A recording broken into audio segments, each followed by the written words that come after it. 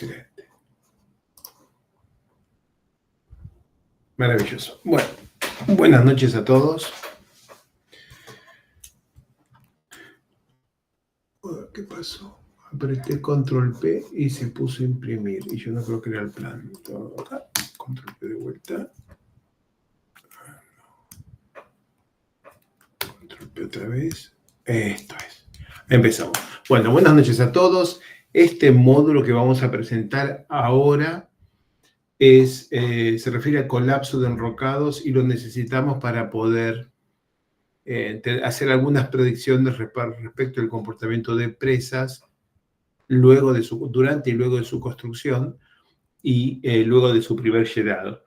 Ocurre que las presas de materiales sueltos, cuando uno las llena y se satura el espaldón de aguas arriba con agua y se satura el espaldón de aguas abajo con vapor de agua, se producen asentamientos que son importantes.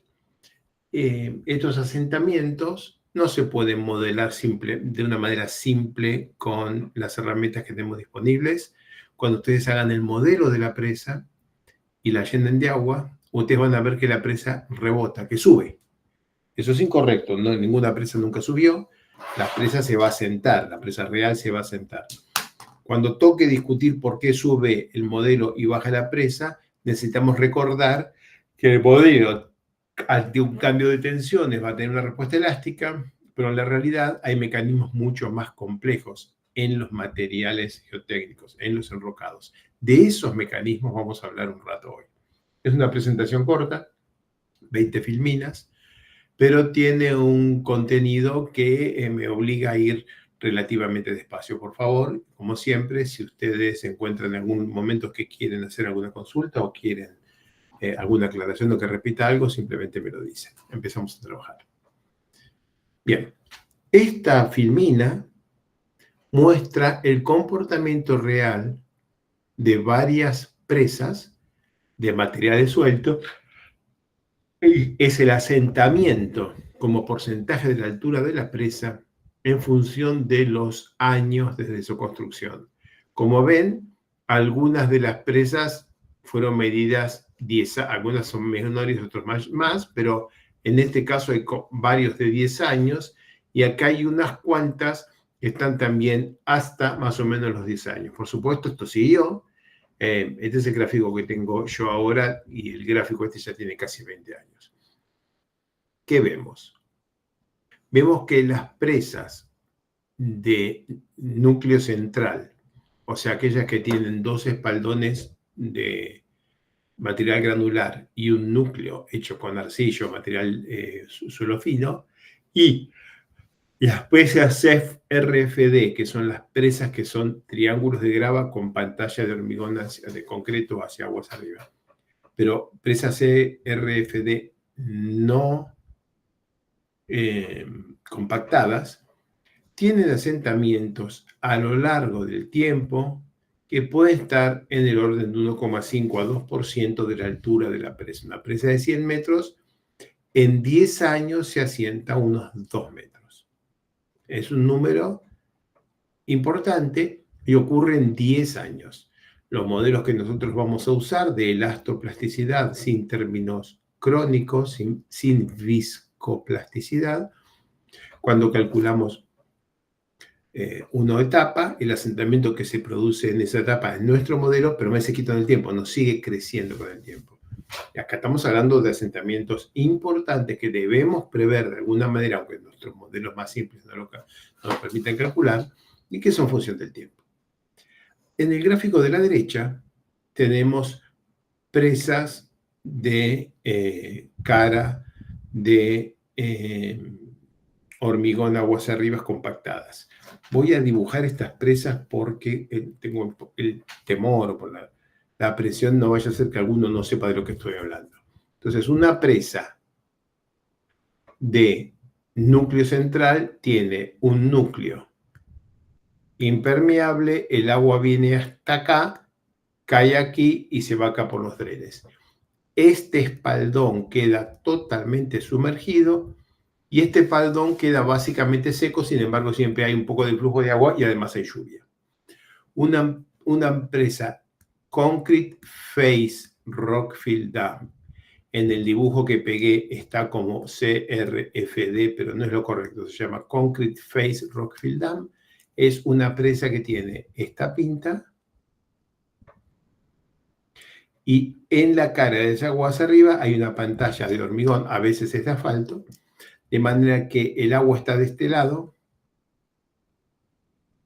y el agua queda detenida por la pantalla de hormigón, puede caer un poquitito, pero en general toda esta presa está seca. Estos materiales, todas las presas modernas se compactan, pero algunas presas viejas no se han compactado.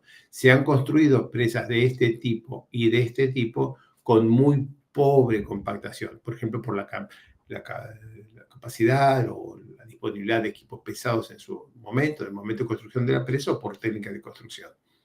Por eso vamos a tener presas CFRD de material considerado no compactado y presas CFRD, Concrete Face Rockfield Dam, con el relleno, la presa de sí mismo compactado. Ahora vuelvo y si la presa no fue compactada, esperemos un 2% de asentamiento. Si la presa fue compactada, esperemos 0,3% de asentamiento, 7 veces menos. Entonces es claro, obviamente, que el efecto de la compactación en el asentamiento diferido es muy significativo. De todas las presas voy a irme a la presa El Infiernillo, que es una presa mexicana del año 1960, una cosa por el estilo, en la cual participó de una manera muy importante, muy central, un ingeniero argentino que estaba radicado en México, el ingeniero Raúl Marsal, uno de los más grandes ingenieros geotécnicos del siglo XX, que tiene un libro, el libro de Marsal y Reséndiz Núñez, Presas de Tierra y Enrocamiento, que les recomiendo ver. En ese libro, Presas de Tierra y Enrocamiento de Marsal y Reséndiz Núñez, se trata la presa de Infernillo con absoluto detalle. Materiales, cómo se construyó la campaña. Pues el libro trata muchísimo sobre la presa y es lectura obligatoria para los que quieren hacer ingeniería de presas. Bien, esta presa fue construida bueno, acá parece que nos lo está diciendo, en 1964, y acá está la evolución de diferentes cosas entre 1964 y 1971. Se llenó el embalse y el embalse tuvo estas fluctuaciones por operación. Esto es la evolución del agua en el río abajo al pie de la presa. Esto es el régimen de lluvias. Estos fueron los asentamientos o desplazamientos horizontales. Al principio hacia aguas arriba y después hacia aguas abajo, que tuvo este punto M10. Y, bueno, acá están los 3 puntos, pero no se ve muy bien. Y estos 3 puntos, acá abajo están representados los asentamientos, o sea, desplazamientos verticales. El desplazamiento vertical acá, medido hasta el año 1971, era de 1 metro para una presa de 151 metros de altura. Estamos hablando entonces de más o menos un 1 y algo por ciento. Bien, esta presa tuvo este régimen de asentamientos que, como ustedes pueden ver, no fue uniforme ni continuo. O sea, no se vio una curva suave, sino que se vio esto y cada vez menos, pero iba bajando digamos, como de escalones. Y estos escalones se asociaron con los eventos de lluvia. Durante el año 1964 y 1965, años de construcción y primer año de la presa, la lluvia fue relativamente baja, un año seco. Y entonces muchos de estos asentamientos que ocurrieron no se pueden asimilar a lluvia cayendo en el espaldón de aguas abajo. Obviamente, como esto quedó sumergido, todo esto quedó saturado. Pero el espaldón de aguas abajo recibió estos regímenes de humedecimiento. Estamos hablando de una presa de 150 metros de altura, ubicada en México, y estamos diciendo que se asentó 1 metro porque le llovió encima. Es muy difícil de creer. Necesito las otras 17 filminas que me faltan para explicarles qué pasa y por qué. Pero es muy importante notar que la presa se asienta en el espaldón que queda sumergido y en el espaldón que queda expuesto, que queda, digamos, seco. Bien, esto es una cosa que simplemente pasa. Sowers en 1965 propuso digamos, una fórmula que no tiene muchísimo asidero teórico, pero que más o menos funciona y que se usó durante muchísimo tiempo, que básicamente es decir que el asentamiento es igual a una constante a elegir por la altura de la presa, por el logaritmo del tiempo dividido un tiempo de referencia para el cual él propuso el momento en el que la presa tenía la mitad de su altura final, y después Charles, un poquito más tarde, dijo, usemos acá el fin de construcción. Pero en todo caso, entre 0,002 y 0,007, esta cosa cambia 3 veces. Así que esta fórmula es una fórmula indicativa, pero no de ninguna manera es una fórmula que tiene, como es un sustento teórico que permite usarla simplemente. Pero es un buen inicio, 1965.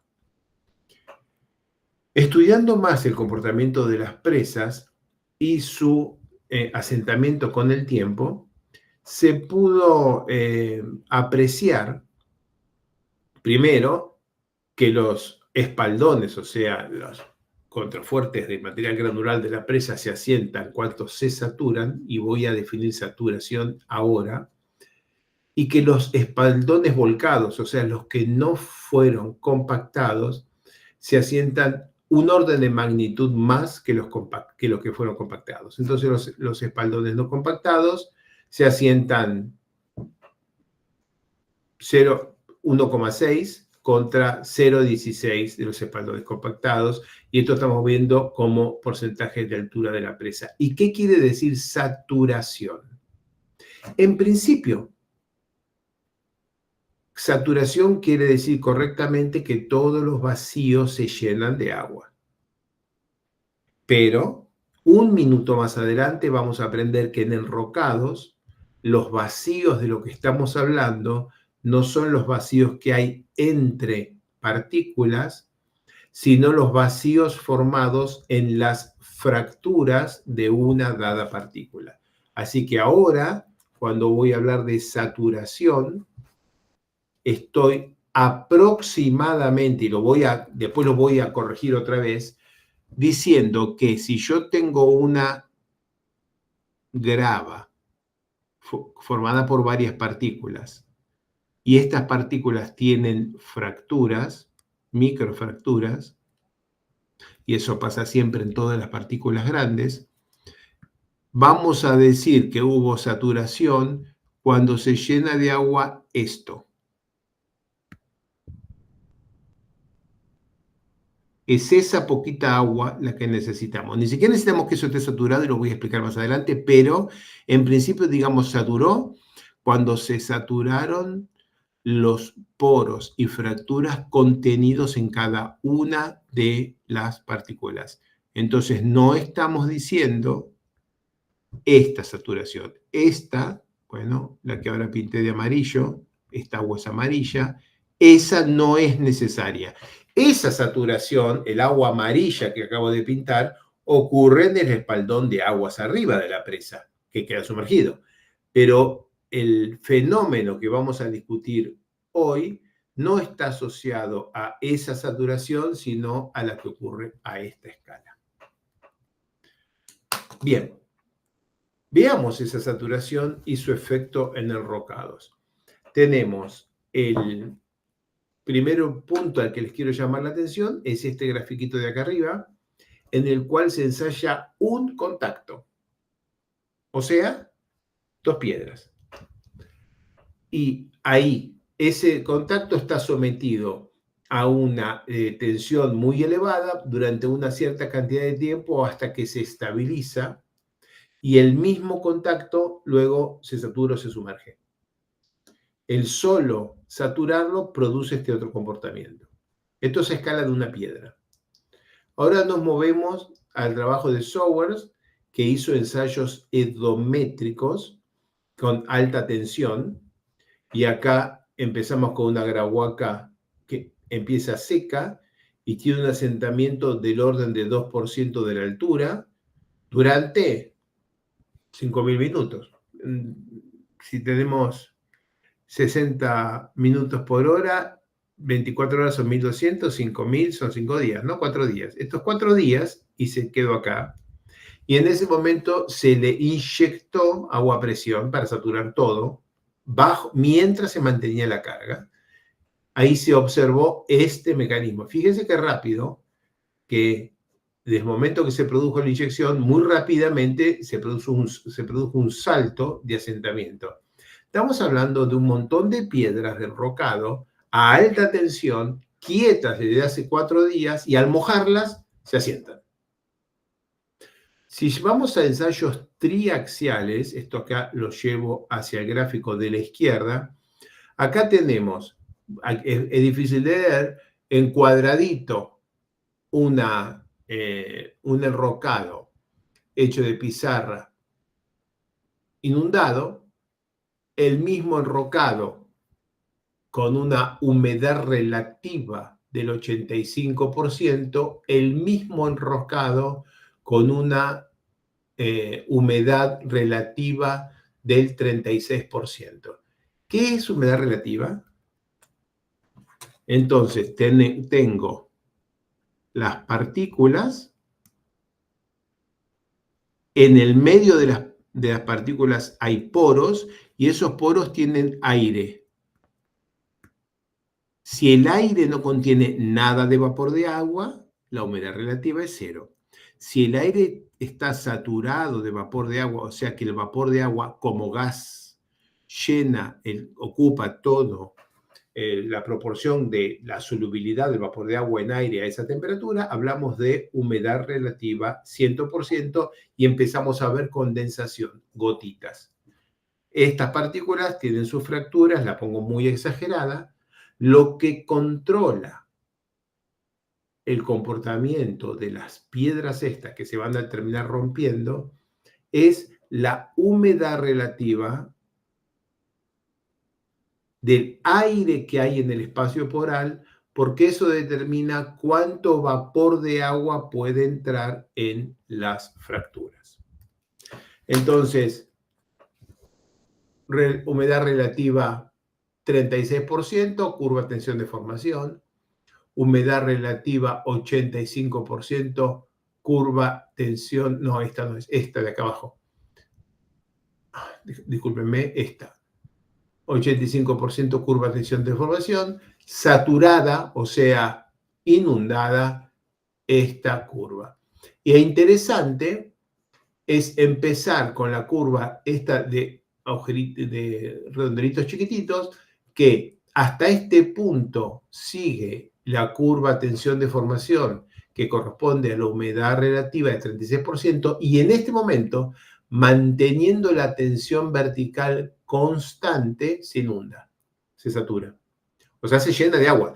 No es que no es que se pone humedad relativa al 100% en el aire entre las partículas, sino que el espacio poral entre las partículas se inunda, se llena de agua. Y ocurre toda esta brutal deformación, que mírenla, estamos entre el 2 y el 10%, un 8% de deformación axial a tensión constante, y el material pasa de seguir más o menos la curva que corresponde a densidad, a humedad relativa 36%, pasa a seguir más o menos la curva que corresponde a humedad relativa 100%, que es lo mismo que en este aspecto, para este tema, que es lo mismo que espacio poral lleno de agua. Bien, Luciano Oldekop, que está en la Universidad de San Juan, hizo importantísimos estudios de estos problemas bajo la dirección de Eduardo Alonso en la Universidad Politécnica de Cataluña. Hay un montón, podríamos hablar, no yo, pero podríamos pedir a Luciano que venga al baile, podría hablar semanas sobre estas cosas. Pero resumiéndolo, hizo ensayos edométricos con succión controlada, o sea, ensayos edométricos en los cuales mantenía un cierto grado de presión parcial de vapor, una cierta succión en el aire del espacio poral. Y acá tenemos, si tenemos una elevadísima succión, tenemos este comportamiento básicamente lineal elástico, y si después satura la muestra, se produce un colapso y cae aquí. Aquí tenemos otra trayectoria. Estamos hablando de succiones enormes, sacando 27 megapascales. Esta trayectoria lo descargó, lo saturó, lo volvió a cargar y recorrió este punto y volvió acá.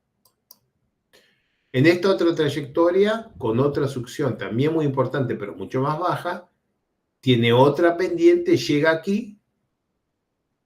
Si lo saturas, vuelve a caer acá. Y si haces el ensayo todo el tiempo sumergido, entonces tiene este recorrido. Y siempre queda más o menos este punto. Todas las trayectorias se pueden cargar y después saturar, o primero saturar y después cargar. En definitiva, cuando termina el proceso, llega más o menos al mismo punto.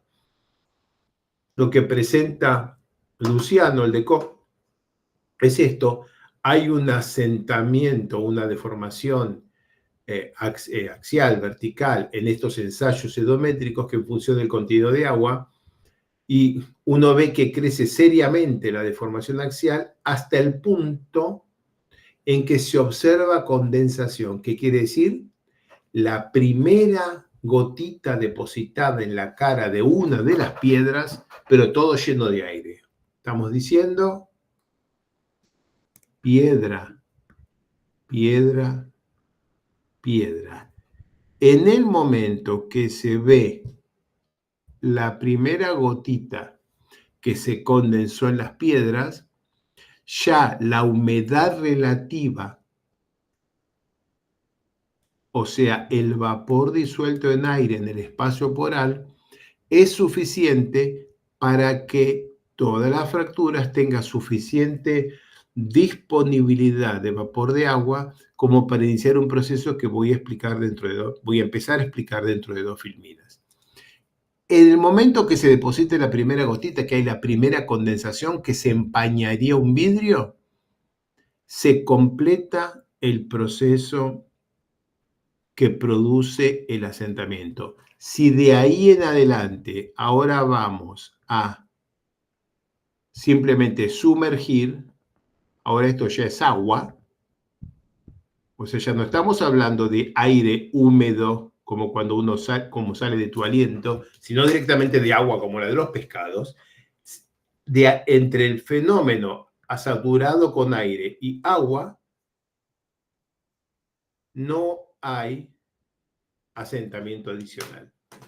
El asentamiento se produce en el momento en que el aire se satura de vapor de agua, que es muchísimo antes de que el agua llene el espacio poral. Después vamos a ver una foto que lo explica, no, pero que fija la idea en la memoria. Nosotros trabajando para una presa en Australia, quizás si tenemos tiempo en algún momento presentaremos el caso histórico, pedimos o sugerimos que se hicieron en Newcastle algunos ensayos de corte directo en los cuales se hicieron secuencias de ensayo de corte y de saturación. Y acá hay unos desplazamientos versus ángulo de fricción movilizado, y esta es la curva, y esto es a tensión constante, y se van produciendo desplazamientos verticales. La muestra se va reduciendo su altura a medida que se van aplicando tensiones, Y noten que en algún momento, manteniendo la tensión constante, si se saltura la muestra, o sea, si se le permite a la muestra del ensayo de corte directo que se llene de agua los poros, se produce un salto de deformación vertical muy significativo que crece en tamaño a medida que la tensión es mayor. Esto es solo un ensayo propio que reproduce lo mismo que venimos describiendo. Luciano Aldecop y Eduardo Alonso muestran algunas evidencias de fractura de partículas. O sea, estos ensayos en el edómetro se ponen a tensión importante, luego se saturan y después se desarma la muestra y se miran las piedras, básicamente, y hay evidencia de aplastamiento de bordes de contacto, de borde de partícula y partículas fracturadas que se han roto. Hay muchas por aquí. Esto es a baja tensión, esto es a alta tensión y acá se ven algunas fotos. Bien. Ahora lo hemos descrito. Cuando hacemos una presa con enrocados, la presa se sigue asentando a lo largo del tiempo, durante años o aún décadas. Se asienta y uno ve claramente que se asienta cuando llueve. Y eso parece rarísimo. Con todo lo que estamos viendo, parece que cuando llueve entra algo de agua a la presa, esa agua satura de vapor de agua el aire que hay entre las piedras que forman el enrocado, y eso favorece un fenómeno que es el que produce el asentamiento diferido. ¿Qué fenómeno es? Ruptura, fractura de partículas, como lo estamos viendo acá. ¿Cuál es la física o la química que hace que el agua limpia produzca esa fractura de partículas? Hacia eso vamos ahora. Primero, necesitamos reconocer que a medida que las partículas son más grandes, la relación entre la resistencia que tiene el material en sí mismo, como cuarzo, por ejemplo, y las tensiones a las que está sometido un grano en particular van cambiando, ¿no? Una partícula muy pequeña tiene mucha más resistencia que las tensiones aisladas a las que está sometido el grano. Una partícula más grande, eso no le pasa. Además, en las partículas más grandes hay más fracturas y las fracturas pueden ser más grandes en tamaño. La mecánica de fractura lineal, que es lo único que necesitamos para entender este problema que estamos discutiendo hoy, explica que a medida que una fractura es más grande, su velocidad de propagación es más rápida.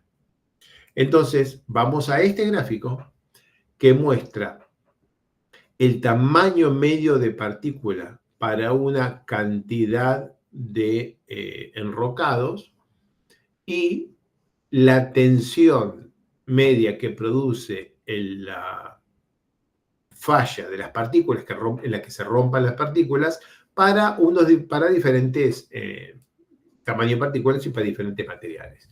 En general, la tendencia, y estos son logarítmicas y logarítmicas, la tendencia es clara: a medida que aumenta el tamaño de partículas para cualquiera de todos los materiales, las tensiones que producen la ruptura de partículas disminuyen. ¿Por qué? Porque a mayor tamaño de las partículas, las fracturas son más grandes y la mecánica de fractura lineal, Linear Elastic Fracture Mechanics, LEFM, ya tiene como solución teórica esta línea punteada, que se casa muy bien con lo que estamos discutiendo, ¿no? Por lo menos la pendiente, que es lo que nos interesa, casa muy bien con las observaciones experimentales. O sea, la mecánica de fractura lineal nos avisa que a medida que una partícula es más grande y sus fracturas son más grandes, la tensión, no la carga, la tensión que produce la rotura se reduce. Bueno, pero además tenemos que la rigidez de la partícula, o sea, la inversa de la compresibilidad, también se reduce, porque estamos hablando no de una rigidez elástica, que no debería ser lineal reducirse con el tamaño, la de la partícula aislada, sino elastoplástica, en el sentido de que involucra mecanismos irreversibles. Pero además está el efecto de la densidad y de la saturación. Acá hay varios colores y nos permite ver algunas cosas. Primero vamos a mirar el celeste, el cuadradito azul y blanco versus el azul macizo. El azul y blanco es una caliza, una grava de caliza suelta con una humedad relativa del 10%. Pongo el láser encima y lo recorro.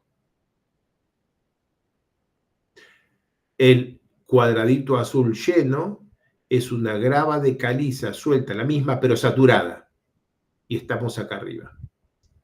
Para este tamaño de partícula, este número 0,04 y algo, contra este número 0,02 y algo, esto es un poquito menos del doble de compresibilidad, o lo que es lo mismo, la mitad de la rigidez. A medida que nos desplazamos hacia la derecha, o sea que el tamaño de las partículas crece, la curva es ascendente, la compresibilidad crece, o lo que es lo mismo, la rigidez disminuye.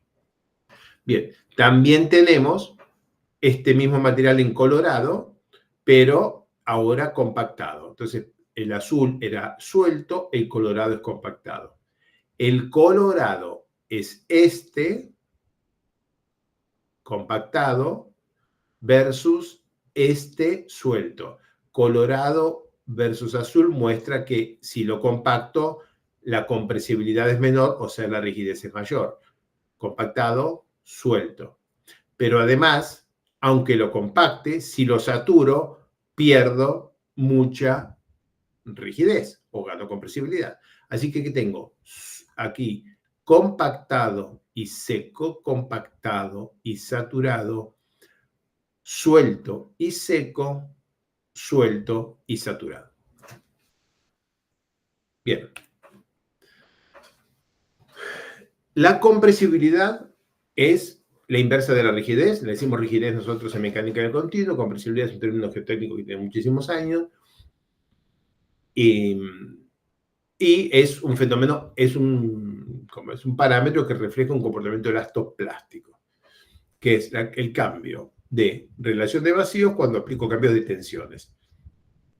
Pero además está este efecto del tiempo, que hay un cambio en la relación de vacíos solo por el paso del tiempo, y lo que se mide experimentalmente y lo que las simulaciones numéricas, por ejemplo, por métodos de elementos discretos, anticipan, es una relación lineal en escala doble log, o sea, una relación potencial entre la compresibilidad elastoplástico y la compresibilidad diferida, que sería un parámetro viscoplástico.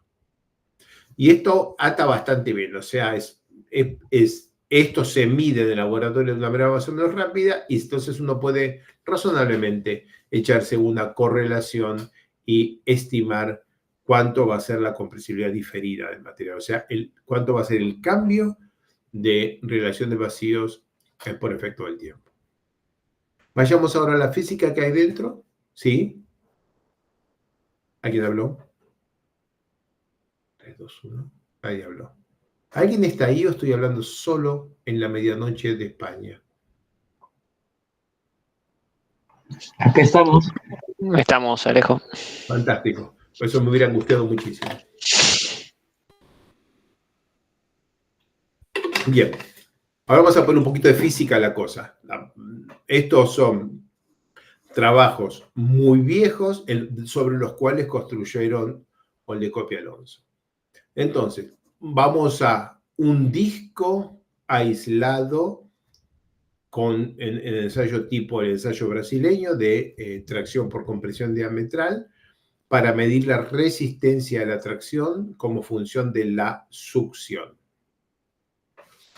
Cuando la succión es 0, estamos hablando de esto está mojado, y después poniendo esto en una cámara que está en contacto, que abajo, sin tocarla, abajo tiene agua con alguna sal, y dependiendo de la sal, la succión osmótica, que es la que produce el agua salada, es una muy buena medida de cuál es la succión que puede haber en la muestra. Entonces, haciendo este ensayo, pero no en el aire como se ve acá, sino aislado y en una cámara que tiene agua con una cierta salinidad, uno espera que se estabilice, o sea, que la succión sea la misma en la probeta I en la cámara, donde uno la conoce porque sabe qué sal está usando, y mide. Y acá se ve el incremento de la resistencia a la tracción con la succión. No es muy grande, pero ahí está, existe.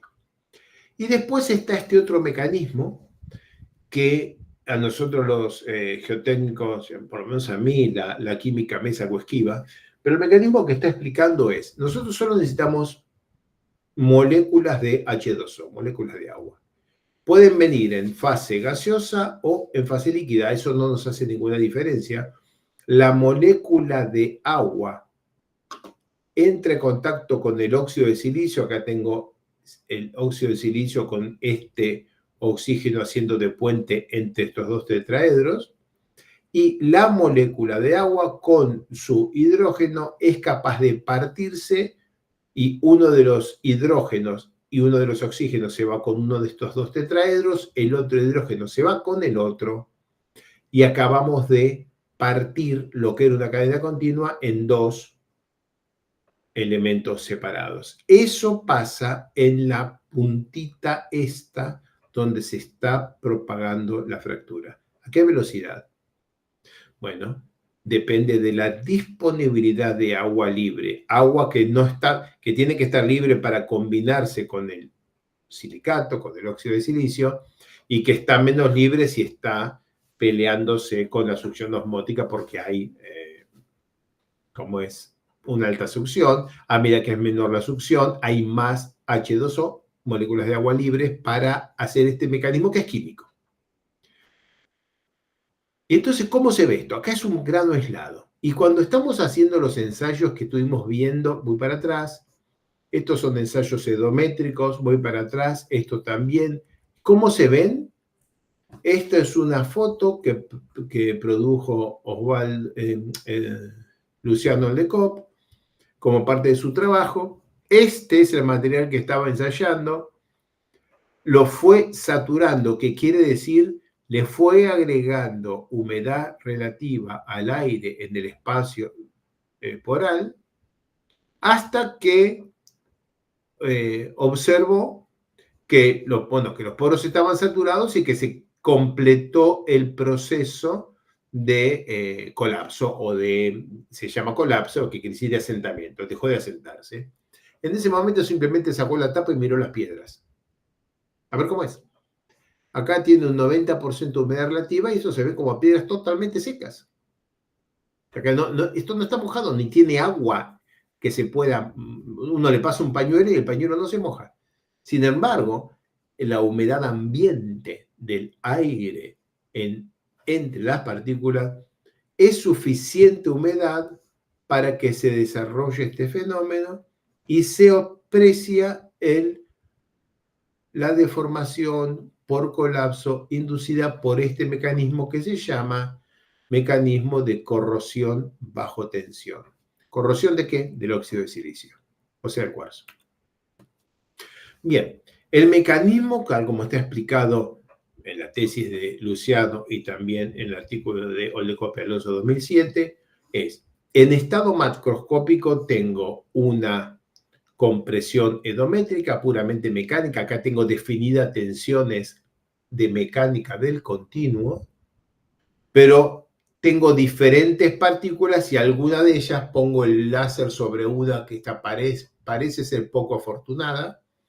Algunas tienen pocos contactos y terminan sometidas a un estado de tensiones que, para idealizarlo por completo, sería una fuerza dominante en una dirección y aquí una tracción diametral, como en el ensayo de tracción por compresión diametral del ensayo brasileño, el Lobo Carneiro, que se usa para medir resistencia a la tracción en probetas de hormigón.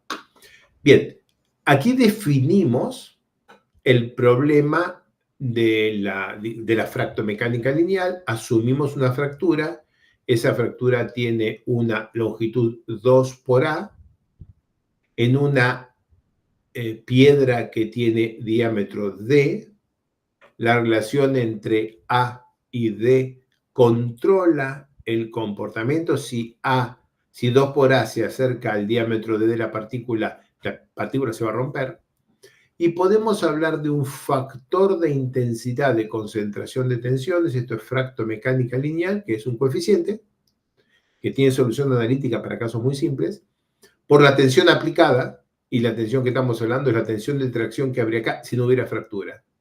La fórmula de Lobo Carneiro si no hubiera fractura. Por la raíz de pi, esa pi no hace falta explicarlo, y A, que es, aquí esto es 2A. Bien. Con esto definimos este factor de intensidad K. Claro, para cada piedra, ¿no? Porque necesitamos el valor de A, o sea que no es tan fácil para nosotros medir el factor de intensidad K del conjunto. Pero sí nos permite entender. Entonces, tenemos una teoría que tiene un fundamento en la química, el comportamiento de la química, la interacción entre las moléculas de agua y el óxido de silicio en la punta de las fracturas, que nos enseña la velocidad de propagación de fracturas según la teoría fractomecánica lineal. Entonces, por la química del asunto, la velocidad de corrosión depende de la disponibilidad de moléculas de vapor de agua, de H2O, o que puede ser agua simplemente líquida, en la punta de la fractura, en el extremo de una fractura. El factor de intensidad, voy para atrás, el factor de intensidad crece si crece la tensión, o sea, si aumento el estado de tensiones, va a aumentar esta fuerza P, y va a aumentar la tensión media sigma de tracción, y crece con la relación de vacíos. La relación de vacíos lo que va a controlar es que las partículas, en vez de tener 3, 4, 5, 6, 8 contactos, tengan menos 2 o 3, o sea que se produzca un mecanismo más parecido a este. Podemos definir acá algunos valores de este factor de intensidad. Y entonces hay un valor crítico que produce la ruptura instantánea. O sea, si el factor de intensidad es mayor que un cierto valor crítico, se produce la ruptura instantánea. Hay un valor mínimo, un límite inferior, a partir del cual no se observa propagación de fracturas y el material se queda básicamente quieto, elástico, no se mueve más. Y para cosas en el medio, va a haber una velocidad de propagación que depende de cuánto es el factor de intensidad dividido por el crítico, siendo que el factor de intensidad en sí mismo va a cambiar con la humedad relativa, o sea, con la disponibilidad del agua. Y lo intermedio, estos dos, y lo intermedio va a cambiar con la disponibilidad de agua, o sea, crece con el incremento de humedad relativa. Y esto permite definir 3 zonas. Hay una primera zona de crecimiento subcrítico donde la velocidad de crecimiento es muy lento. Hay una zona transicional y después hay una zona de falla catastrófica, o sea, instantánea. En la fórmula de Charles esta ley potencial tiene 2 coeficientes que son simplemente, son empíricos, o sea, no hay nada acá como es de teoría fundamental, por lo menos que yo conozca. Este exponente es un número alto, entre 20 y 200. Eso genera una no linealidad fuertísima. Por eso, cuando las cosas se rompen porque se fracturan, se la ve bien a la mañana y atrás está caído al piso, se ha fracturado. La velocidad como propaga una fractura cuando se produce es muy rápida. Aquí está una cantidad de mediciones aplicando el modelo de Charles, aplicando V sub 0,01 metros por segundo, eligieron estos, y buscando entonces cuál es el valor de el exponente n, que representa algunos ensayos experimentales, se ve valores, el más bajo de todos, 15, típicamente entre 20 y 200. Vemos water, agua, y vemos vacío. ¿Por qué estamos viendo vacío? Porque queremos comprender y confirmar que la velocidad con la que se produce este mecanismo depende de la disponibilidad de moléculas de agua en el aire que forma el espacio poral y esas moléculas que producen la corrosión bajo tensión en el óxido de silicio. Al hacerlo al vacío, no hay moléculas de agua. Entonces lo que estamos midiendo acá es el mecanismo sin el componente de la corrosión bajo tensión y con las velocidades asociadas a ese mecanismo. Entonces, podemos ver que vamos a encontrar que a medida que crece el factor de intensidad respecto del crítico, entonces nos vamos moviendo con exponentes cada vez mayores y se van poniendo más verticales las líneas. Noten, por favor, que esta escala es logarítmica. Y entre esto y esto hay 9 ceros en la relación de la velocidad relativa entre una cosa y otra. Bueno, Oldenkop desarrolló un mecanismo conceptual de colapso diferido. Esto está tomado de un paper de Lade 1997, creo. Lo pegué acá y me olvidé de poner aquí la cita, pido disculpas. Bueno, y el modelo conceptual de colapso diferido de Luciano es: las partículas tienen fracturas. Las fracturas se propagan muy lentamente, pero cada una lleva su recorrido. Algunas partículas tienen fracturas grandes, entonces enseguida se alcanza para esa partícula el factor de intensidad crítico y esa partícula se rompe. Por ejemplo, esta tuvo mala suerte y ella se rompió. Eso no derrumba todo el sistema, no se cae todo. Solo que esa partícula se rompe, al romperse deja de transportar carga, o sea, las cadenas de fuerza que iban por esa partícula ya no pueden ir más por ahí, se tienen que reacomodar. Otras partículas cercanas cambian un poco su estado de tensiones. Y bueno, se va desarrollando el proceso según el cual las partículas se van rompiendo de a poco, no todas, no a la misma velocidad, pero bueno, eso va generando la deformación diferida que vamos viendo. O sea, ponemos piedras todas juntas, le ponemos una carga e increíblemente se va deformando a lo largo de meses, años y hasta décadas. ¿Cómo puede tardar meses, años y hasta décadas este mecanismo? Voy para atrás y tenemos que la velocidad con la que se propaga la fractura tiene un exponente n. K sobre K sub c. A medida que voy para atrás otra vez, que el factor de intensidad va creciendo porque la fractura se va propagando, la fractura, aunque la tensión sea constante, la fractura se va propagando de a poquito y a medida que se propaga de a poquito, el factor de intensidad crece, con lo que este cociente se va acercando a 1. Pero el problema es que este n vale 100. ¿Qué quiere decir? Que si esto vale 0,1, esto es 0,1 a la 100. Y si esto vale 0,2, es 0,2 a la 100. Entonces la velocidad va cambiando de una manera brutal por el enorme exponente experimental de la ley potencial de Charles. Acá tenemos entre 15 y 200 en el caso más extremo. Entonces, a medida que se va rompiendo o se va propagando una fractura, va creciendo este exponente que está elevado a un número muy grande, de repente se rompe una partícula. Después se rompe otra. ¿Cuánto es después? 3 minutos puede ser, 3 años también puede ser, porque la diferencia entre 3 minutos y 3 años son 5 o 6 ceros, 8, y la velocidad, voy para atrás, cambia esos 8 o 9 ceros. Entonces, del trabajo de Oldenkop y Alonso 2007, el trabajo de Luciano en su tesis, es un modelo conceptual simple en el cual salimos con un disco, este disco, que tiene una cierta fractura de longitud 2A, un diámetro D, una presión, y miren el mecanismo que está mostrando. Entonces, empezando con una fractura de longitud inicial 8 milímetros, acá no tengo anotado cuánto era la longitud D de la probeta, pero vamos a imaginar 10 centímetros. Empezando con 8 milímetros, la velocidad que el modelo predice es: nada va a pasar hasta que a los 1000 años se parte la partícula. Si esto en vez de ser 8 milímetros fuera 10 milímetros, entonces nada va a pasar hasta que los 100 años.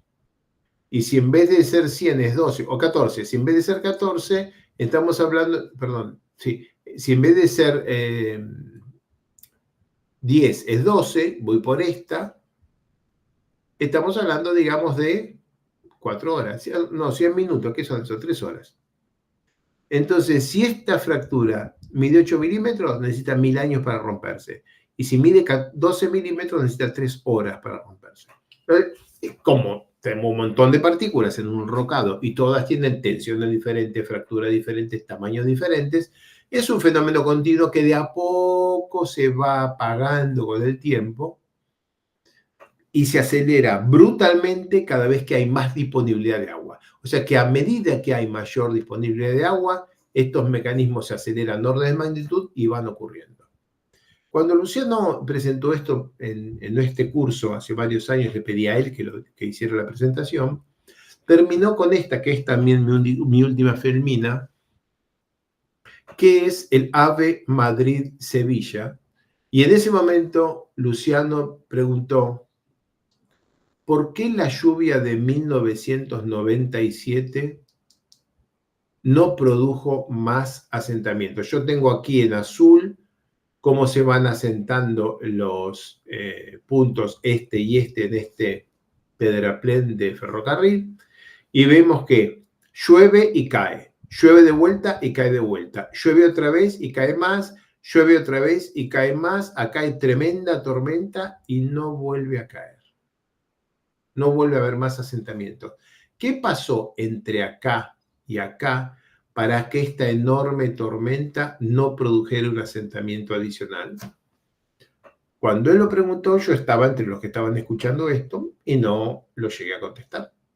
Él esperó pacientemente un minuto o dos y yo voy a esperar 20 segundos a ver si a alguien se le ocurre. Y seguro si alguien escuchó esta clase que está grabada en YouTube, lo sabe. Y si no, en 20 segundos lo digo yo. ¿Por qué esta tormenta no produjo un asentamiento adicional? ¿Porque las partículas ya eran más pequeñas? No, casi. Al córner. Pero gracias por patear. Dale, probá de vuelta. Probablemente porque ya se había alcanzado ese punto en el que un vapor de agua satura los espacios y ya no hay un asentamiento, digamos, residual cuando se termine de saturar con agua. Exactamente. Alcanzó esta agua para que este terraplén, que no es una gran presa, es un terraplén con un tren encima, alcanzó estas lluvias de estos años, o de este tiempo, para que el pedraplén estuviera seco. Lo ves seco, pero sus poros tienen aire con humedad relativa 100%. Ya está toda el agua que necesita el fenómeno de fractura, de corrosión bajo tensión, todo el agua está disponible, el fenómeno se completa y probablemente va a haber más asentamientos, porque hay algunas fracturitas chiquititas que necesitan 10.000 años y con agua solo necesitan 100 años. Como van 10, faltan 90. No es que no va a haber ningún asentamiento más, pero para todos los efectos prácticos de un tren que pasa por encima, el terraplén se estabilizó, pero se estabilizó cuando quiso él y cuando quiso el clima. Y no lo vas a arreglar con pasadas de rodillo. Por esas razones, se riegan las presas cuando se construyen. Cuando estás construyendo una presa, le pones capas, compactás las capas y regás. No regás para que el agua permita la compactación. El agua no le va a cambiar la fricción de una piedra a la otra. ¿Para qué regás? ¿Por qué le regamos las piedras cuando regamos un enrocado? Estamos saturando el espacio poral con vapor de agua. Estamos ayudando a que este mecanismo se produzca. Por eso, si haces la presa de los Caracoles en San Juan o Cabracorral en Salta o una presa como Campos Gnomos en medio del Amazonas, ya la lluvia es tan diferente que vas a tener diferentes contribuciones de agua climática y vas a tener más o menos riesgo de tener asentamientos diferidos en los enrocados, y esos asentamientos diferidos son porque las piedras se están rompiendo de a una, bajo tensión, por un fenómeno químico que está relacionado con la disponibilidad de agua y la oxidación bajo tensión, la corrosión bajo tensión del óxido de silicio. Terminé. ¿Hay alguna consulta, comentarios, algo que quieran que extienda?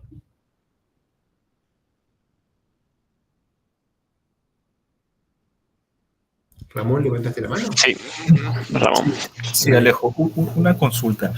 En el caso de, por ejemplo, materiales que se utilizan para reclamación en puertos, que generalmente son estos quarry rams en algunos casos, ¿podría darse también este fenómeno de ruptura, dado que tenemos partículas grandes, van a estar sumergidas, saturadas? Ahora, quizás las tensiones no son del nivel de una presa, pero podría darse ese efecto de ruptura. Sí se va a dar, pero está sumergida. Está sumergida en agua salada, ¿no? Bueno, hay alguna succión osmótica, pero está sumergida, o sea, tiene mucha disponibilidad de agua, de manera que es muy probable que se dé durante la construcción de la presa, muy poco después. Y además las olas te lo van a acomodar. Estás hablando de un pedraplén, de un rompeolas, ¿no? Sobre todo el material donde, por ejemplo, se colocan una reclamación para contenedores, que suele ser quarry ram, material gravático. Te quedó todo bajo el nivel del agua. Básicamente, con la succión capilar, casi todo te queda saturado desde que empezar, ¿no? Sí, correcto, sí, es sumergido, queda sumergido, se echa... Es sumergido, o la poquita cosa, el par de metros que queda arriba del agua, igual está saturado. El fenómeno existe, no hay ninguna cosa que pueda evitar que ocurra, pero va a ocurrir rápido, porque hay mucha disponibilidad de H2O. Ah, ok.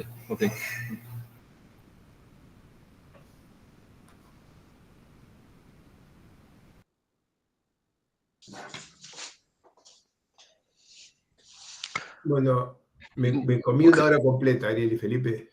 Perfecto. Estamos bien. Muchas gracias, Alejo. Ahora nosotros continuamos con un poco de práctica con Plaxis. Excelente. Así que Buenas muchas noches gracias, a Alejo. todos. Buenas noches. Hasta luego. Buenas noches. Bien. Ahí, Felipe, voy a dejar de grabar. Así cortamos.